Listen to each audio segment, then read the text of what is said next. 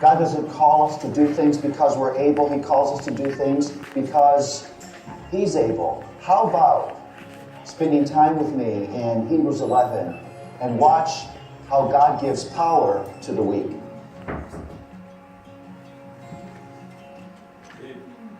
I don't know if you've thought about this or not, but the journey of faith is not a journey from dependence to independence.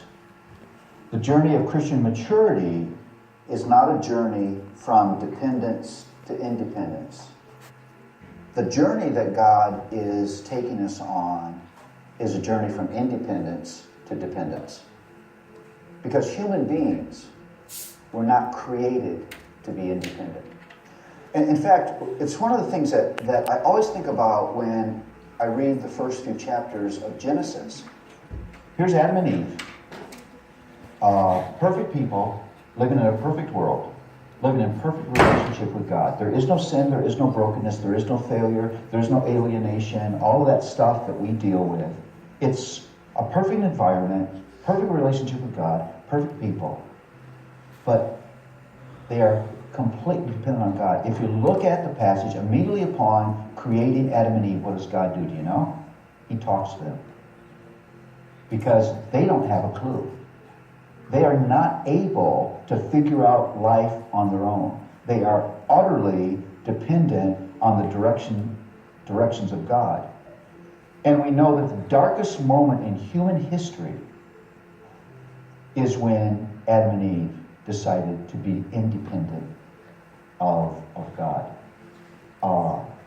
Now, that means that we were actually, are you ready for this? You won't like this.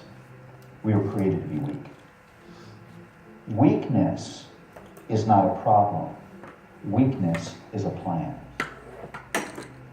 Because that weakness, the frailty of the human condition, your dependency on the people around you, your dependency on nature around you to come through, your general dependency is meant to drive you into reliance on God. Think of this, you can't even plant a garden independently. It can be your land, your seeds, but if rain doesn't come, your flowers die.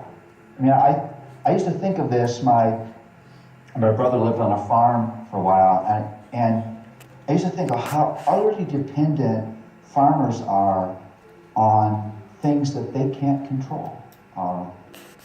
There was one summer where I was helping him, and they had cut the hay and ready to bale it, and there was a little dark cloud came up over the horizon, and I said to Ted, it looks like it's gonna rain. He said, no, I've watched the weather.